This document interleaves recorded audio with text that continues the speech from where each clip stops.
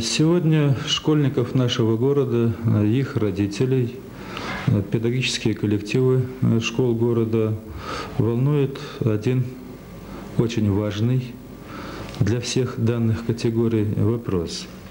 А именно, 23 февраля 1991 года Совет министров Российской Федерации принял временное положение, которое называется таким образом: «Временное положение о государственных общеобразовательных учебных заведениях в Российской Федерации». Согласно данного положения, а именно пункт 11, цитирую дословно: «Основное базовое образование является обязательным и дает право учащимся продолжить обучение в средних учебных заведениях третьей ступени, профессиональных и в средних специальных учебных заведениях различного типа, а также в вечерних общеобразовательных учебных заведениях». То есть, в отличие от закона 1974 года, когда было провозглашено всеобщее среднее обязательное образование, данное временное положение отказывается от прежнего закона, и обязательным является лишь 9-летнее образование. В связи с этим возникает вопрос. Вопрос такого плана: кто может, кто должен, кто имеет право обучаться на третьей ступени, а именно в 10-11 классах? Ответ на данный вопрос данное временное положение тоже дает. Пункт 17. При поступлении учащихся на третью ступень образования организуется конкурсный отбор. А именно, в скобках расшифровочка дается: это вступительные экзамены или собеседования по решению педагогического совета школы. 25 апреля у нас состоялось совещание директоров, где был рассмотрен данный вопрос. И именно данный 17-й пункт, он вызвал наибольшие дебаты, и очень много времени мы потратили на то, чтобы определиться, как нам быть. Причина. Причина в том, что у нас сегодня по городу насчитывается около 1900 учащихся 9 классов, которым мы должны обеспечить дальнейшее обучение по окончании ими в мае месяце неполной средней школы. Расчеты показывают, что определенная часть, естественно, большая их часть, у нас обычно поступает в 10 классы. Отдельные учащиеся поступают в профтехучилище нашего города, но профтехучилище ограничено, принимает ребят в пределах 200-220 ребят.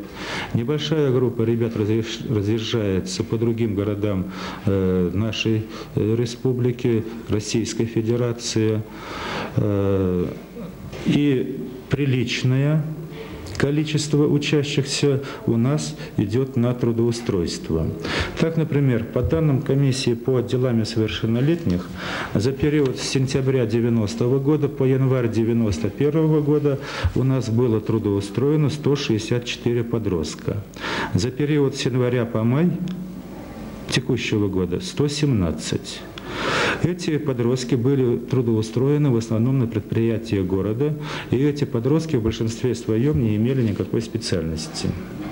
Учитывая то, что предполагается конкурсный отбор в 10 класс, количество подростков, которые не смогут попасть в 10 класс, возрастет. Что мы предлагаем на сегодняшний день? В марте состоялась сессия городского совета. На ней был рассмотрен вопрос о мероприятиях городского совета по трудоустройству и занятости молодежи. Одним из пунктов в решении по данному вопросу был пункт такого содержания. Он, кстати, был сделан по настоянию отдельных депутатов. Пункт такого содержания. Открыть при учебно-производственном комбинате краткосрочные курсы для того, чтобы мы могли готовить наших подростков к какой-либо специальности. Но в то время не было еще вот этого временного положения, о котором я уже говорил. Ситуация изменилась, поэтому на совещании директоров мы договорились следующим образом. Те ребята, которые не смогут по конкурсу или по отбору пройти в 10 класс, они смогут получить в течение года либо 2 специальность в учебно-производственном комбинате.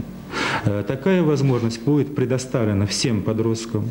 Обучение будет, естественно, бесплатным, хотя сейчас раздаются вопросы, спрашивают, будем мы за это обучение что-либо платить. Нет, никакой платы не предусматривается. Каким специальностям планируем мы там обучать наших подростков? Эти специальности касаются как юношей, так и девушек.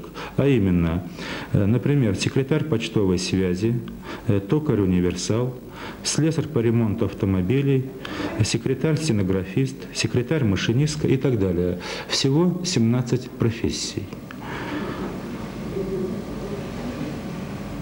Может возникнуть вопрос, что мы будем отбирать в 10 классы элиту. Я бы не сказал, что это будет элита, но это будут ребята, которые хотят получить знания на 3-й ступени средней общеобразовательной школы, именно те знания, которые им нужны будут потом при поступлении в высшие учебные заведения.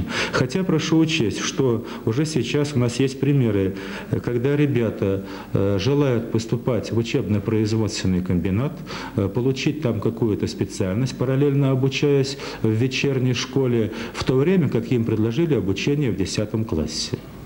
Каковы будут критерии отбора в 10 класс? Думается, что педагогические коллективы школ, а именно они будут определять, кто должен обучаться в 10 классе, смогут объективно и правильно подойти к отбору учащихся на 3-ю ступень обучения.